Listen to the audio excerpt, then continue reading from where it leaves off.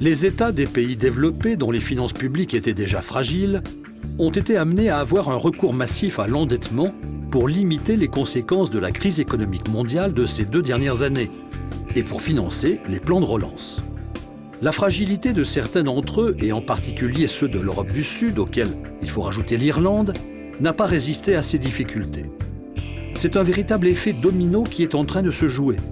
La première victime a été la Grèce, qui ne doit sa survie qu'à l'apport de 110 milliards d'euros sur le Fonds européen de stabilisation financière de 440 milliards, créé dans l'urgence.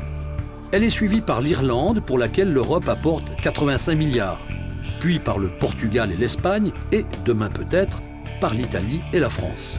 Tous ces pays, pour des raisons souvent différentes, se trouvent confrontés à un endettement massif et à des difficultés de refinancement qui se traduisent par une augmentation des primes de risque et donc des intérêts qu'ils doivent payer aux prêteurs.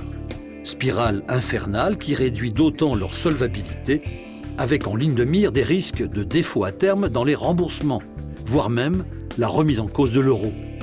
Cet euro malmené, affaibli, résiste pourtant assez bien aux à-coups successifs.